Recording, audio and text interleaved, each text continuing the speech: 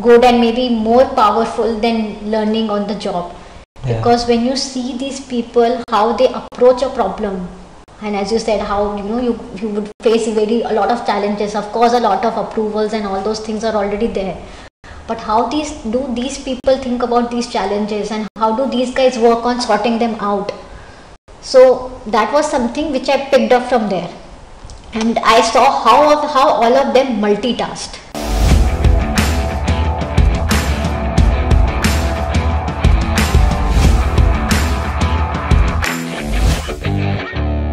So hi, today in our next episode in Insights Cafe with Ashmeet Singh, we are inviting Soumya Bisaria. So Soumya Bisaria has a mix of experience. She was working with NIIF, which is the National Investment Infrastructure Fund of India, and she was in the founding team of that when there was like the initial phase of that. And before that, she was working within the IDBI Capital Investment Banking team. And from an educational perspective, she's a chartered accountant, and after working for around 10 to 12 years, she is heading to Columbia University for a Master of Public Administration. So let's welcome Soumya Bisaria in our channel today, Insights Cafe with Ashmeet Singh. Yes. So hi Soumya, welcome to the episode of Insights Cafe with Ashmeet Singh. So let's start with your childhood. I would like to know, how was your childhood? What did you do? Where were you born? How are your surroundings around you? So let's start with that. So I had a very normal and very, I would say, happy childhood. My father had a transferable job, so I have stayed in several parts all over the India. So I have stayed in tier 2, tier 3 cities. I have stayed in Delhi. So it has been a mix of culture for me, I would say. And changing schools was overwhelming at times for an introvert kid like me. But I think at the end of the day, it definitely helped me build new relationships with new people, and it helped me get more adapted. It made me more adaptable. So yeah, I had stayed in Khatoli, which is a small town in UP. I was homeschooled that time because there was no school infrastructure. Then I stayed in Pauri Garhwal, which was a very scenic and beautiful city. I remember I was very young and I used to go to a forest which was just next to my school and have my lunch over there with my friends. Okay. Majority of my schooling has been from Delhi, and it has been great. And my high school I did from Indore. Okay. So do you remember any of your experiences from your childhood? We will come to the what you are today, what you have been doing and what you are doing pursuing. We will come to that. But do you reflect that this quality of me in my childhood would have helped me that I'm becoming today? Whether it was during a CA journey, or whether it was any role that you took as in NIIF, in IDBI, and now you are going to Columbia. So we would break that down, but just wanted to know from your childhood experiences, somehow people reflect that, say, I had this quality that helps me, you were a public speaker, you had leadership skills, something like that. So I think for me, I was a very, very introvert kid. So every time when I had to change school, I used to feel really, I would get very jittery, I would feel very bad. And I remember just before my first day in a new school, I would go and stand in front of a mirror and would try to give my introduction to how I would sound to people, how I would make friends and all. I think that quality is something which has really helped me. So now if you place me in any new environment, I know as a person I will probably take 15 days, 1 month to get settled, but I know I will be able to do it because I have done it in the past. That was one thing. The other thing, I developed that adaptability. So, you put me in a different culture, in a completely new things. I think I would be able to adapt. Maybe it will take me some time, but in a new office setup, in a new country, in new cultures, I think that was something that I was made to learn. I would not say I had them, but since I was changing school, the situations made me get developed like that. Okay, so if I say a little deeper, say if I say so Soumya in her from high secondary or senior secondary, how was Soumya? She was a top achiever, in top 3 ranks always, or she was average, kind of getting into proactively into different kind of setups, say extracurricular, or like no, just studious kind of a kid and just studying?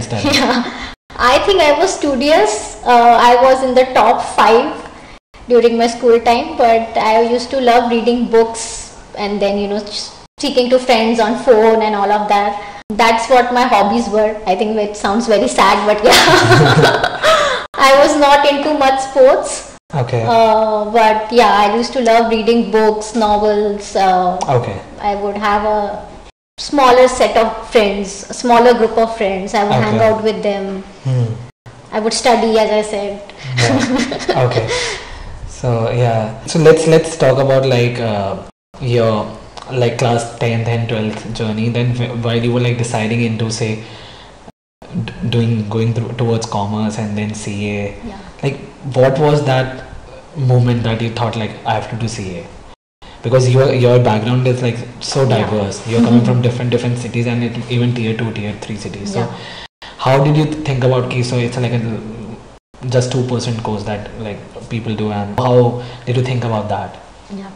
Your CA journey basically. Yeah, for me what has really happened I have seen is I always feel there are 2 set of people. There is one set of people who are always very passionate about what they want to do and they know what they want to do. And then there is this other kind of people who don't know what they don't want to do, and that's how they spear ahead towards a place where they don't know whether they want to do that, but they definitely know what I don't want to do. So I was in the second category. I saw my brother studying for engineering and I know I didn't want to do science. So that's why I landed up in commerce. Okay. For CA, I think when I went to Indore, so in 10th, in 11th mid, my father got transferred from Delhi to Indore, and there was a big culture difference for me. So I was studying in for like 6, 7, 8 years in a Delhi school, and suddenly from there to Indore, which was also a growing city, but Indore was like a hub for CA. Now there is no CA in my family except me, but while studying there, while seeing what my peers are doing, while going to tuitions and speaking to people and realizing what they want to do, so CA is a very good professional course, and I wanted to do something. I wanted to get a professional degree. And I think the biggest factor was one of my best friend, her father was a CA, so I used to hang out a lot with her, and I think she and her father also definitely played a big role in me taking up CA. So yeah, it was never decided. So before 10th I had not thought about CA. Maybe I didn't know what CA is really all about also. But once after going to Indore, that was the time I thought, let me try my hand at CA. Okay, so at that time you were like pursuing your BCom honors from which university? So I did it from Indira Gandhi Open University. Because as I said, my father had a transferable job, and we as a family used to always move with him. It was never that he is working at some place and we are staying at some other place. We always used to move together as a family. And I thought after Indore, if he goes to some other city, I didn't want to take admission in a local Indore college. I wanted to go for a national university where even if I'll get relocated, I will be able to do my graduation there. So that's why I decided to take Indira Gandhi Open University, so that I could manage my articleship and my CA along with the BCom. So you did your articleship from like it's a correspondence, no, articleship. Articleship from Big Four, like KPMG, EY, PwC, or like it was like a mid-tier firm? It was a mid-tier firm, and it was a very conscious decision that I made. See, I always, as a person, I always like to go to the depth of things. And I always, even when I do, I always want to know what's A and what's C. That's how I'll be able to do a B. If somebody will tell me, okay, Soumya, go and do B, it will always, I know I won't be able to perform well because I won't know what's A and what's C. So in a mid-level, mid-tier firms, what you get is, what you experience is, you get to do the starting, you get to know what is A, what is B, what is C, you get to see the whole cycle. And when you see the whole cycle, that's when it enhances your knowledge, it enhances the depth of your knowledge, which I'm not saying Big Four doesn't offer that, but yes, at that point I consciously thought I wanted to focus on my studies. I wanted to experience the full circle of audit, taxation, and all these things. It's not that I wanted to go, okay, I will go into international taxation, and all 3 years of my internships I'm doing international taxation only. No, I wanted to do audit. I wanted to, as I said, I didn't know what I liked. I knew what I didn't like, but I didn't know what I liked. And in order to understand what I like and what I don't like, I had to do audit, taxation, and everything to figure out what I wanted to do. Okay. And during the time in CA, CPT, IPC, and then final, you must have learned me those years are like very brainstorming. You are into so much of struggle. You are studying for your articleship. You are studying for your you have a long hours in your articleship, and then you are studying. So I would say, how was your that experience of CA, IPC, and then CA final between that? When you became chartered accountant, I think I would still rank CA as one of the most intense experience I have had in my life till now. I remember waking up at 5:30 to attend a tuition class at 6 o'clock, and then go for internship, then go for evening tuition classes, and then coming back and trying to revise the subject and all. I don't think I have ever had this intense experience in my life. But it was I would say, from IPCC to final, of course, again I shifted cities. From Indore I came to Lucknow. In between I went to Ghaziabad, then I finished my articleship in Lucknow. Okay. So there was a lot of that kind of stuff also happening, where I was getting adjusted to a new city, meeting new friends, going for a different articleship experience. So all that also played a role, but as I said, all those different things, when you experience or when you experiment with different things, that's when you realize what is it that you want, what is it, what value you can provide to things, what different things can provide value to you. So so you did all your levels in the first attempt, and no. Okay. That's okay, that happens in CA. But the post CA journey, it's very inspiring for anyone who's listening to us, because getting IDBI investment banking, it's like a dream for majority of chartered accountant aspirants, and then getting into NIF, and so post your CA journey, and how did you go through the failure phase of the CA journey?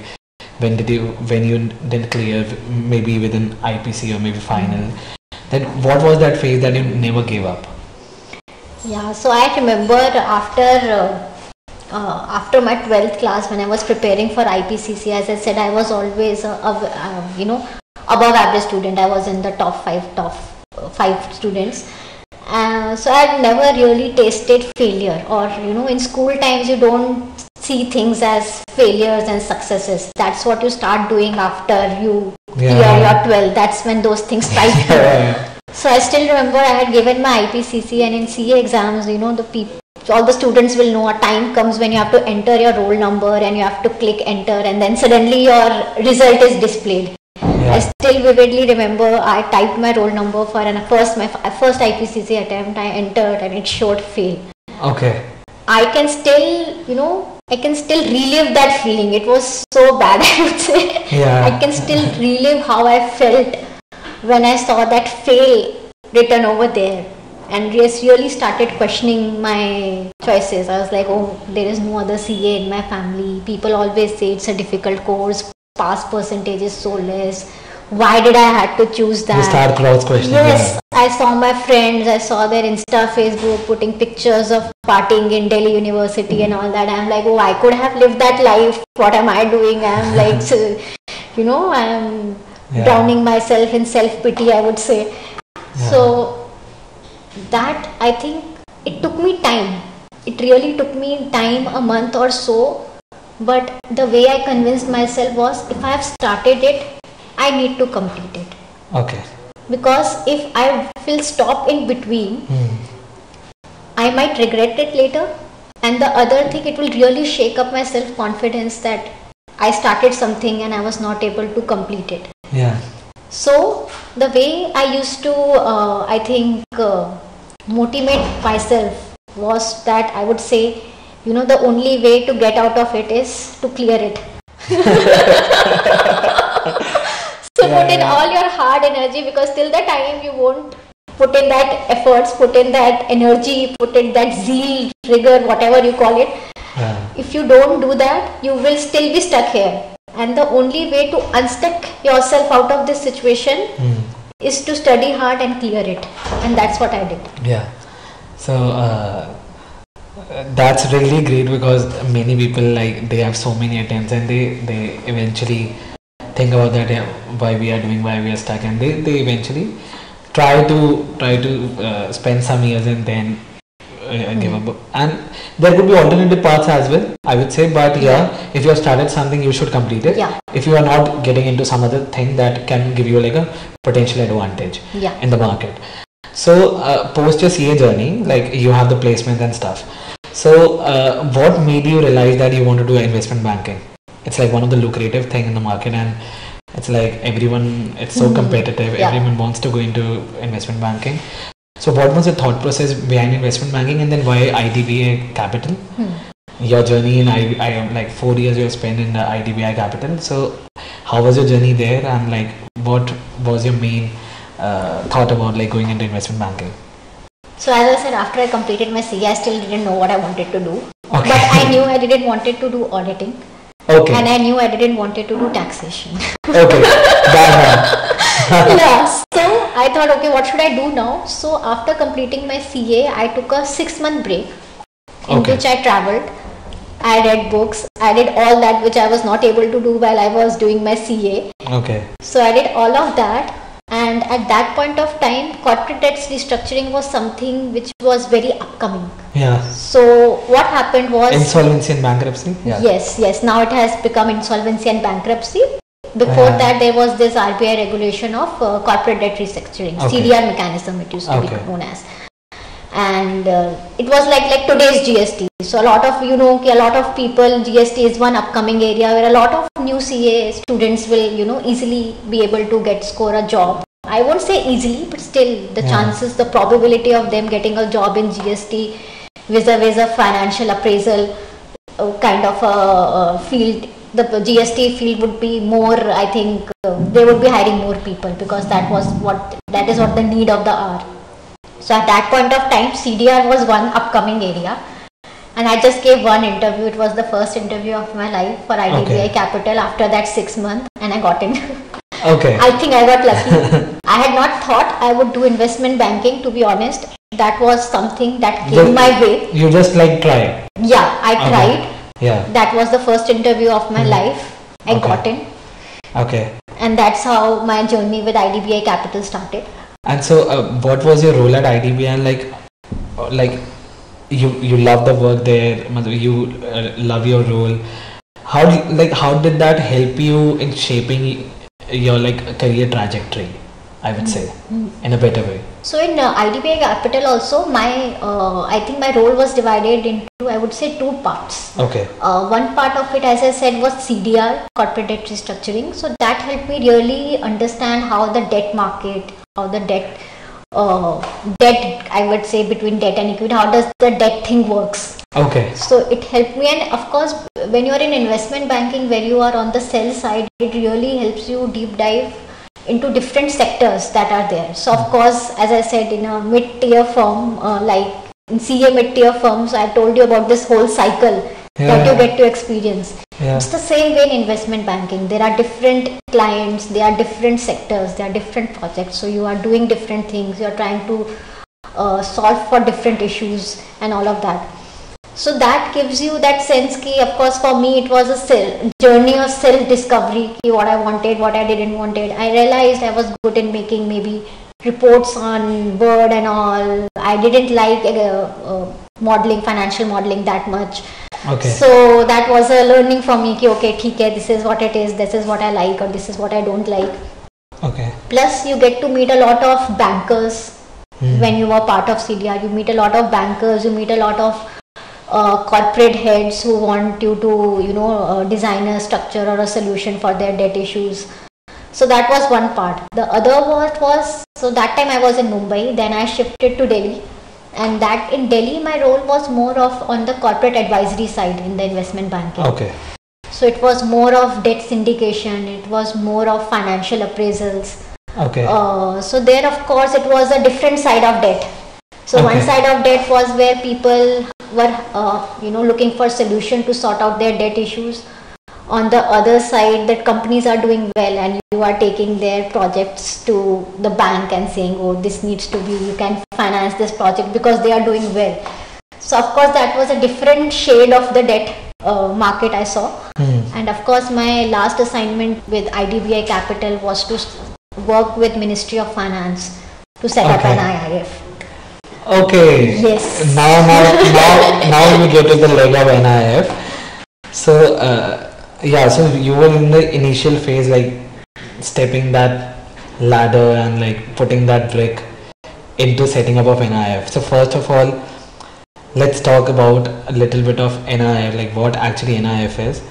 Then we would go about like what was your actual journey there, what did you do in your day-to-day life, and then let's take it forward. Yeah.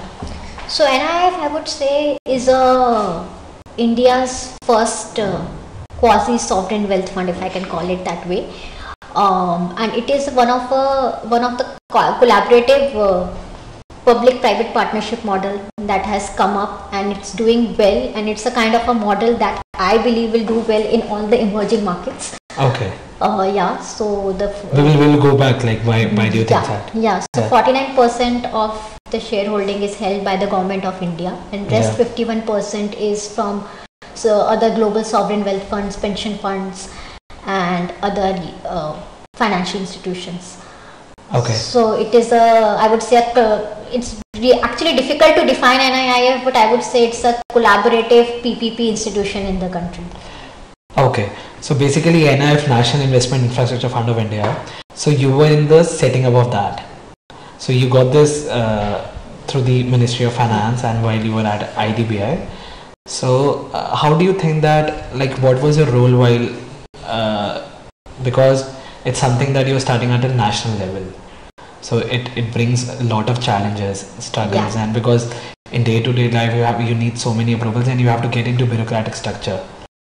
So how do you think that at the intersection of finance, economics and policy strategies related stuff, how do you think that your role helped you in shaping your career?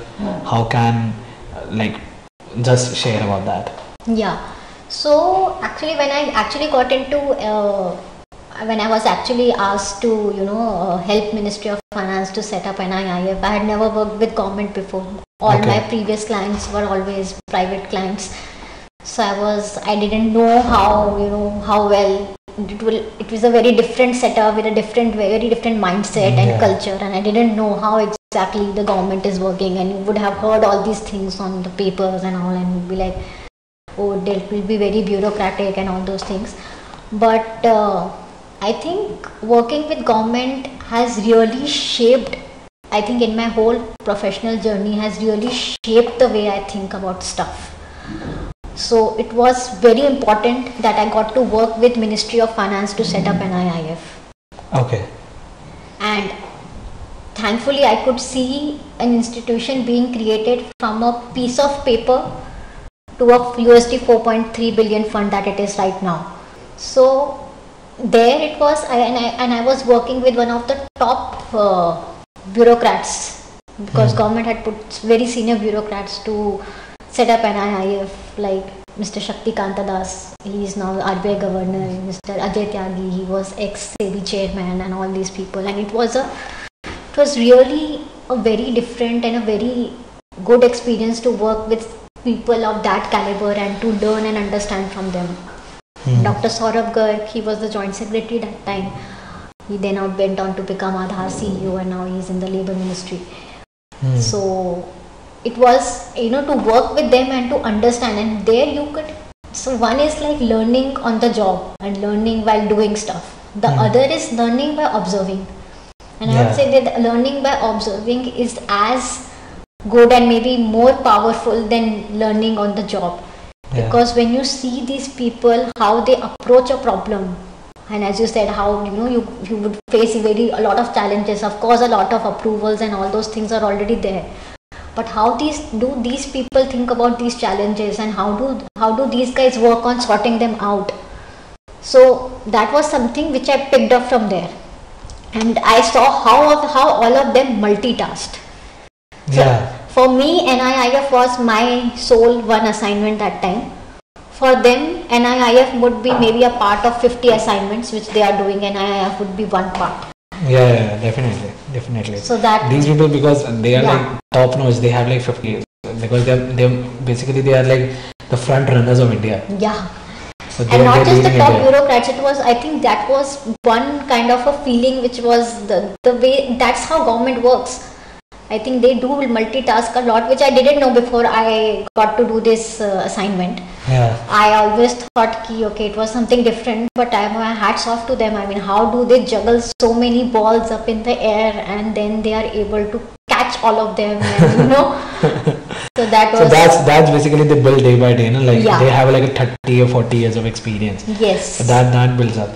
So what do you think that in terms of say NIF, and like how is the, like at your time, when did you, like you set up and you were in the building blocks, and now how are the functionalities of that, like different departments, and how are they basically organized in a structure?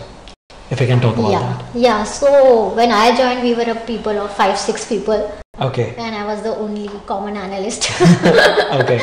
Yeah, but now it has grown to be a 80 plus people organization. Okay. And of course there are different investment strategies. There's this master fund which focuses on the core infrastructure. There is this fund of funds who gives money to domestic managers for investments.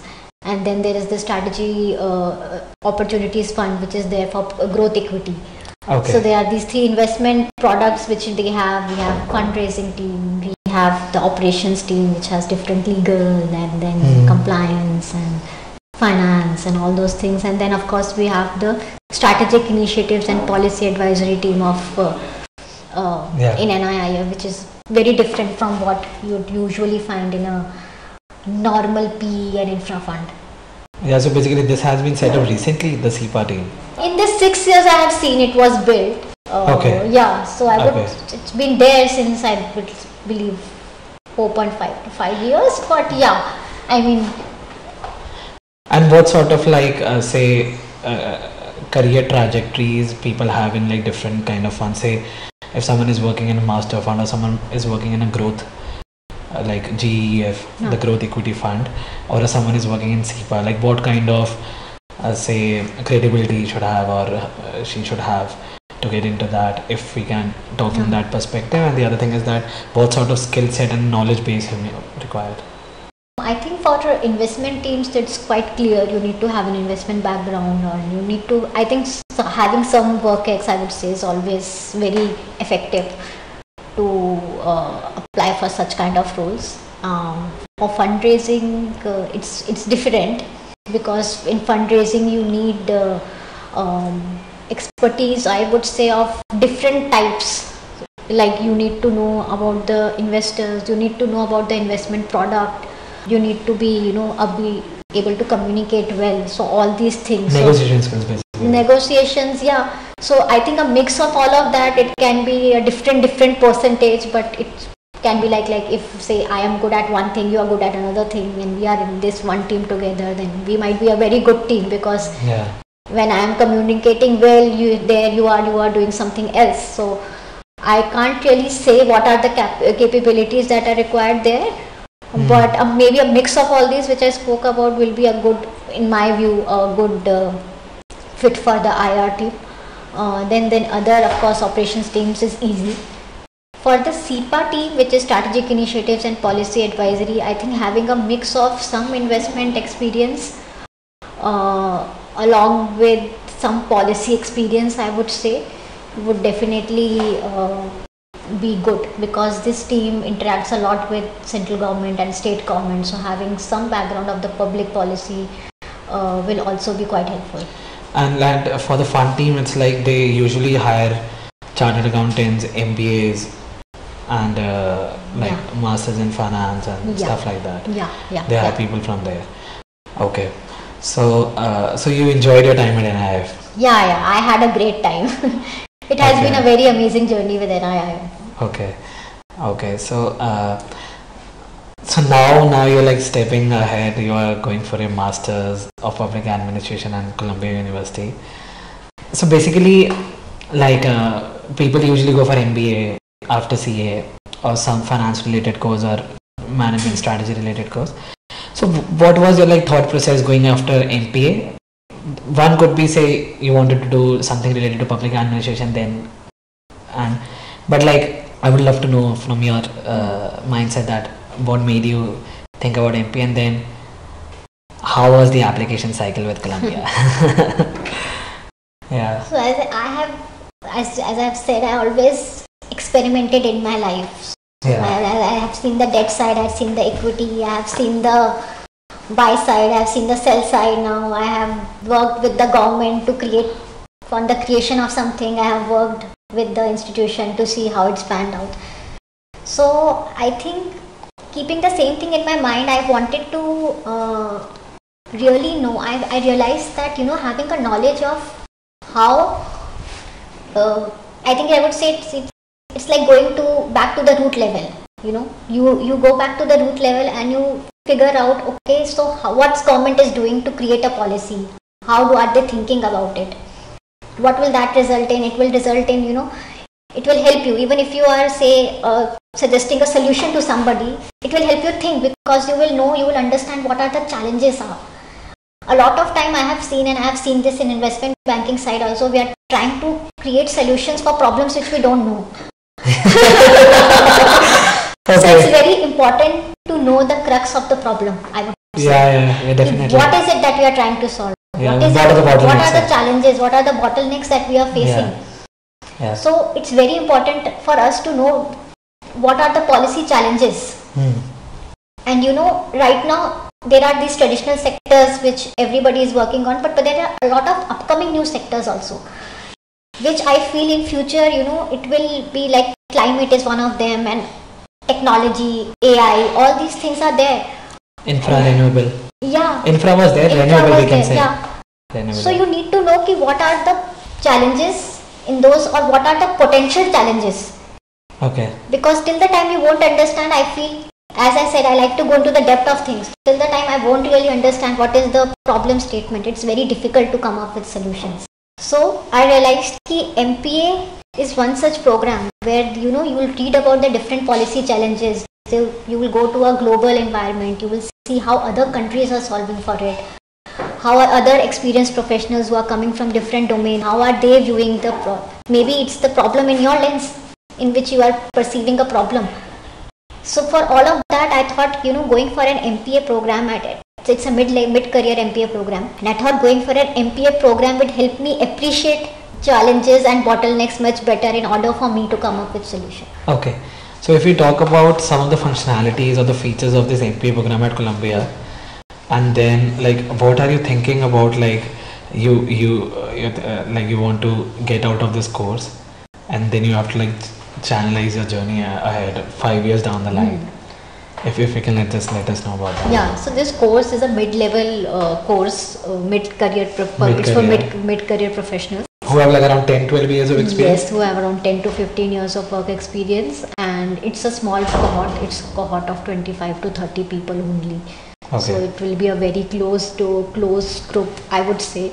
Okay, 25 to 30. Yeah. Okay. And there are I have some really fantastic classmates and colleagues who have come from different diverse backgrounds, and so going for such programs will help you, as I said, get that you can learn from the perspectives and experiences of your classmates, and of course the cohort, the faculty at Columbia, I don't need to speak about them, but they are also definitely world class, and this program, they will actually we will have a lot of interactions with some of the very senior global leaders, for us to get a view from them how they are looking at stuff and all, which was also very encouraging, and when I read about the course, it really appealed to me. And what you are thinking about, like, post your MPA? You're thinking about coming back to India. I know that it's like a future thing, but maybe you have some expectation out of the course, or you want to spend like some years in US. You're aiming to work into World Bank, IMF, OECD, or you're thinking something out of the box or something like that. I thought that I'll go with the flow. Okay. That's what I'm feeling right now. Yeah. I want to go with the flow. I want to do the whole course. See, as I said, it's a new course, new thing for me. I've never studied public policy before. Yeah, so definitely. It's a very different and a new field for me. So I would like to, see around, see what happens, and what is it in this course, what is there, what's happening around, what happens in this industry, how this industry functions. But I would say maybe some consulting job. Okay. Is what I'm thinking, but yes, in the long term, I would definitely come back to India. Okay. Because I think India is where all the action is. That's good. Yeah. Yeah. Okay. So I don't really know about short term. I have not really made up my mind, but in the long term, definitely India is the place where I want to be. So I think we are at the end of the podcast. So is there anything that has helped you, like getting up and up and up, like your growth? Basically, everyone has a mantra behind growth. Is there something that is working for you? If you can share with us, that would help the others to like look at the challenges, face those challenges, and then see ahead, not back. So if you can. I think there are 3 qualities which I would say that everybody should try to acquire or inculcate in them. And the good thing is that you are not really born with these qualities. It's something that you can really work on yourself to acquire. And those 3 are resilience, perseverance, and grit. Okay. It's when you are at a low phase in your life, those are the 3 things that will help you bulldoze through the challenges. Because the thing is, if you as I said, why I was able to complete my CA. If would I have said, okay, let it go, let me not pursue this course, maybe I would have had some regret. But it is at that moment you think, no, I have it in me. I know I can bring something to the table. And it is at that time, if you show your resilience, perseverance, and grit, you will be able to overcome it. And the mantra which I told you, I keep repeating to myself, is be brave, be bold, and be confident. That's great. That's great. So I think we are. Let's end the podcast, and all the best for your future endeavors. Have a best time at Columbia MPA, and we would definitely love to have you like after some years back in the podcast, and then we'll again demystify your career priorities. So from MPA, where did you go and how is your journey? So thank you so much, Soumya Bisaria, and it was really great to have you on the show today, Insights Cafe with Ashmeet Singh. So thank you so much. Thank you for having me. It has been very interesting and exciting. Bye. See you in the next episode.